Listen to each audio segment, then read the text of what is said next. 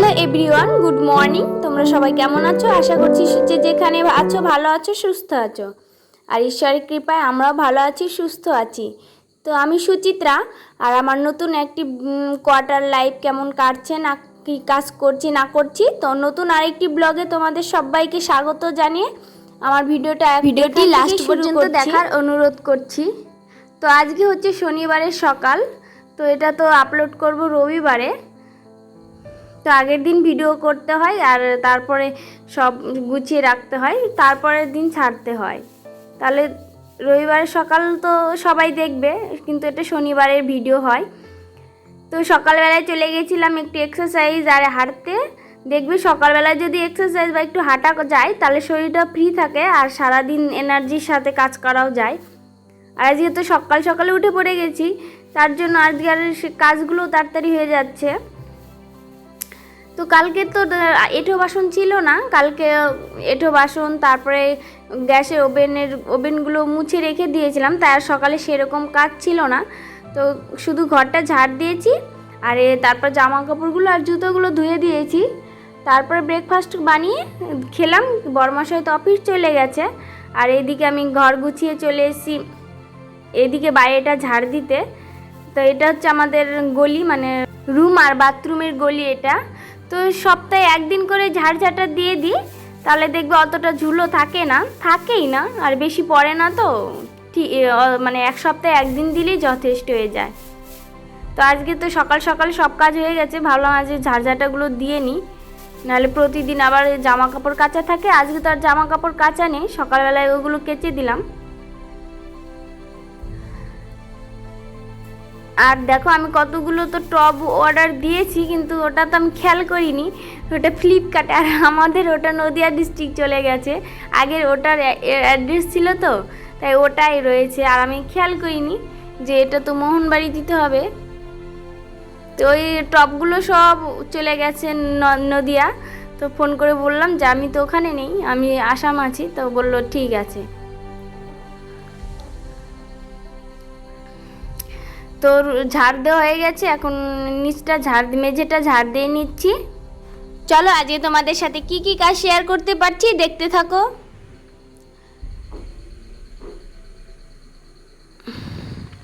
আর জানো তো বন্ধুরা, মেয়েদের অনেক দোষ হয়, বউদের, মেয়ে না মানে বৌমাদের অনেক দোষ হয়। তারা যদি একটা কিছু না পারে না, তারা কথা শুনতে শুনতে কাজ হয়ে যায়। রূপে গুণে সব দিকে পারফেক্ট থাকতে হবে, তাহলে দেখবে শাশুড়ি মায়ের কাছে মানে ভালো থাকবে। চলো তোমাদের সাথে কথা বলতে বলতে আমার ঘর ঝাড় দেওয়া হয়ে গেছে, এখন একটু মুছে নেব। ঘর তো যদি ঝাড়ার পর যদি না মোছা যায় না, তাহলে দেখবে হাঁটাও যায় না, কিস কেমন লাগে। তার জন্য প্রতিদিন মানে একটু করে যে একটু সময় নিয়ে যদি মোছা যায়, তাহলে হাঁটতেও ভালো লাগে, ফ্রেশও লাগে, নোংরাটাও থাকে না, যে আগলা নোংরাটা থাকে সেটাও থাকে না।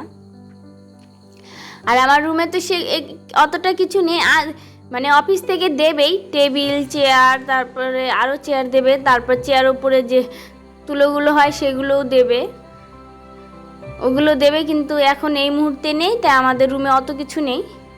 তারপর জুতা রাখার বাস্কেট, অনেক কিছুই দেবে, কিন্তু এখন তো নেই। আর আমাদের তো যা আছে তাই দিয়ে দিয়েছে, তার জন্য এগুলো কিনছিও না।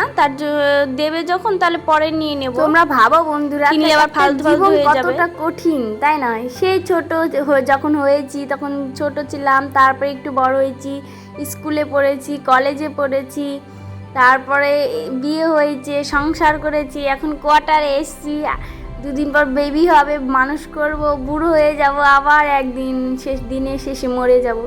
মানুষের জীবন কতটা কঠিন, এর ভেতরে হাসি কান্না সুখ দুঃখ সব কিছু মিলিয়ে থাকবে, রাগ অভিমান জেদ সবই থাকবে এর ভেতরে, কিন্তু সময়টা আস্তে আস্তে চলেই যাবে। আর পৃথিবীতে সবাই তো এক না, কেউ সঙ্গে সঙ্গে জিনিস পায়, আবার কেউ চাইলে সহজে পায় না। তাও যে যার যেরকম অবস্থা আছে সে সেরকম মানিয়ে নিতে হবে, তাতেই সুখী হতে হবে, তাতেই সুখ খুঁজতে হবে। চলো তোমাদের সাথে গল্প করতে করতে এবার বাইরে চলে এসেছি। আর ওই যে দেখো কত ওখানে দিয়ে ফুল গাছ লাগিয়েছে আর ঘাসগুলো হয়ে যাচ্ছে। আর এখন যদি ঘাসগুলো না তুলি তারপর আবার অনেক বেশি হয়ে গেলে তখন আর তুলতে ইচ্ছে করবে না। এখন একটু কম আছে তো ভাবলাম প্রতিদিন একটু একটু করে তুলে দিলে তাহলে একদম পরিষ্কার হয়ে যাবে। আর এখানে তো কতগুলো ঘাস যেগুলো হাত দিয়ে তোলা যাচ্ছে সেগুলো তুলছি, আর যেগুলো তোলা যাচ্ছে না সেগুলো তার তুলছি না, নিড়ানি দিয়ে তুলতে হবে। তো দেখো ঝাড় পরিষ্কার করার পর যদি ঝাড় দেওয়া যায় একদম কতটা সুন্দর লাগে। আমার দেখো দুটো ফুল গাছ বেঁচেছে আর একটা যে ঘড়ি গাঁদাগুলো বেঁচেছে, কিন্তু ওটা একটু গ্রো করছে না, কারণ ওপরে ছায়া তো আর বৃষ্টি হচ্ছে তো কেমন একটু গ্রো কম করছে। আর জবা ফুল গাছ তো লাগিয়েছি, ওটা বেঁচে গেছে। এবার আর বেলি ফুল গাছ বাঁচবে কি না জানি না, এখনও মানে ছোট ছোট ডাল বেরায়নি। আর গোলাপটাও জানি না কি হবে। তো দেখো যা পরিষ্কার করে ঝাড় দিয়ে দিচ্ছি। এই সামনেটা কত সুন্দর লাগছে এখন। সবাই বলছে এখানে ফ্যামিলি এসে তো তাই একদম পরিষ্কার হয়ে গেছে, নাহলে এখানে খুব ঝোড় জঙ্গল ছিল, তা আমরা আসার পরেই পরিষ্কার করেছি। দেখো তোমাদের সাথে গল্প করতে করতে আমার স্নান হয়ে গেছে, তার পুজো দিয়েও কমপ্লিট হয়ে গেল। আর এদিকে যে সকালে পাপোশগুলো রোদে দিয়ে দিয়েছিলাম তো ওগুলো নিয়ে এসেছি, এনে জায়গা মতো রেখে দিচ্ছি। আর যেহেতু রুমের ভেতরে বাথরুম তো পাপোশ না থাকলে না সারাটা জল জল হয়ে যায়, পা মোছার কিছু থাকে না। তো এদিকে পাপোশগুলো ঠিক জায়গায় রেখে চলে এসেছি কিচেনে। আর আজকে আমাদের তো কি মেনু হবে হচ্ছে মুসুরির ডাল হবে, পটল ভাজা হবে, আলু ভাজা হবে। আর এই যে দেখতে পাচ্ছ মুসুরির ডালটা সেদ্ধ করে নিয়েছি কাঁচা লঙ্কা দিয়ে আর একটু নুন দিয়ে। আর আলু ভাজাটাও হয়ে গেছে, পটল ভাজাটাও হয়ে গেছে। এবার জিরে আর ফোড়ন দিয়ে আর পেঁয়াজ কুচি ভেজে নেব, তারপর মুসুরির ডালটা ছেড়ে দেব। পেঁয়াজ কুচি আর রসুন কুচি দিয়ে দেব। এবার কে কীভাবে খাও সেটা আমি হয়তো জানি না, আমরা এইভাবেই খাই তাই এইভাবেই করছি।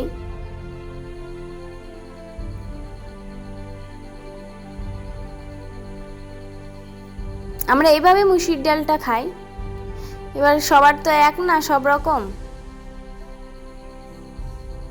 আর জানো তো বন্ধুরা কয়েকদিন থেকে এক তো বেশি তেল খাচ্ছিলাম, কিন্তু এখন ভাবছি যে বেশি তেল খাবো না, বেশি তেল খাওয়াটাও তো অতটা ভালো না। আর বুঝতে পারছিলাম না এই কড়াইটা হচ্ছে নিচটা একটু লম্বা টাইপের, তো বোঝা যায় না যে কতটা তেল দিয়েছি। তো এখন আইডিয়া হয়ে গেছে যে একটু কম কম দিলে ঠিক হবে। আর কদিন একদম প্রচুর পরিমাণে তেলটা বেশি হতো, তো এখন অতটা তেল বেশি দিইনি। তো রান্না কমপ্লিট, তারপরে কিচেনটা মুছে নিয়েছি, তারপর চলে এসেছি বরমশাই, তো খেয়ে নিলাম। খেয়ে দিয়ে একটু রেস্ট করে নিলাম। আর এটা হচ্ছে বিকেল টাইম, একটু ভাবলাম যে এখন তো কোনো কিছু কাজ নেই, তো ভাবলাম কড়াইটা একটু পরিষ্কার করি। এত কালো হয়েছে দেখতে পাচ্ছ, অনেকটাই পরিষ্কার করেছি। এটা বলতে পারো তোমরা আমার কড়াইয়ের সাথে যুদ্ধ লেগে গেছে, মানে কবে যে কড়াইটা পরিষ্কার করব। তা আজকে দেখো অনেকটাই পরিষ্কার হয়ে গেছে। তো বরমশাইকে গিয়ে দেখাচ্ছিলাম পরে, মানে ওই দিন রাতে দেখাচ্ছিলাম যে দেখো কেমন কালো কড়াই ছিল আর কতটা আমি আস্তে আস্তে পরিষ্কার করছি। আর এত উঠছিলই না, অনেক দিন হয়তো কালো হয়ে গেছিলো অনেক দিনকার। আর দেখবে কড়াইটা যদি কালো থাকে রান্না করতেও ভালো লাগে না, আর কেউ দেখলে তো আরও ভালো লাগে না। সবাই বলবে কেমন কুড়ে মেয়ে মনে হয় কড়াইটা পরিষ্কার করে না, কিন্তু ওটা কিন্তু আমার দোষ না, ওটা আগে থাকতেই কালো ছিল, তো এসে তাও তো পরিষ্কার করছি। তো জামা কাপড় নিয়ে এসেছি, ভাঁজ করে রেখে দিলাম পাট করে। তারপর চলে এসেছি, দেখো বিকেলের কাজ সারা হয়ে গেছে অফ ক্যামেরাতে। আর এদিকে সন্ধ্যাবাতি দিয়ে দিচ্ছি। এখন সবাইকে গুড ইভিনিং বন্ধুরা। তারপরে একটু পরে ডিনারের জন্য তো কিছু করতে হবে রান্না বান্না, তো সেরকম কিছু করব না, শুধু করব হচ্ছে ভাতটাই করব আর দুধটা জাল দেব। তো তরকারি সকালে তরকারি আছে, ডাল আছে আর আলু ভাজা পটল ভাজা আছে, আর কিছু করতে হবে না। তো শুধু ভাতটাই নামিয়ে নেব। তো আর মাথাটাও প্রচুর ধরেছে, তো বড়মশাই বললো যে তেল দাও। আর অনেক 1 লিটার তেল নিয়েছে, নারকেল তেল, আর প্রচুর চুল উঠছে, তার জন্য বললো তেল জল দাও। তেলটা তো দাওই না, তো আজকে ভাবলাম একটু তেল দেবো। আর মাথাটাও একটু যন্ত্রণা করছে। গুড নাইট জানিয়ে এখনই ব্লগটা শেষ করছি। তো দেখা হচ্ছে নেক্সট ব্লগে। সবাই ভালো থেকো, সুস্থ থেকো, তারপর আমার সাথে থেকো। Ta ta, bye bye, good night. আর ভিডিওটা কন্টিনিউ করো। কত চুল উঠছে, প্রচুর চুল উঠছে, প্রচুর। আর ভালো লাগছে না, কদিন থেকে অনেকগুলো, প্রায় একটা খোপার মতন চুল উঠে গেল। এখন না থাকতে পেরে আবার তেল দিচ্ছি, একদিন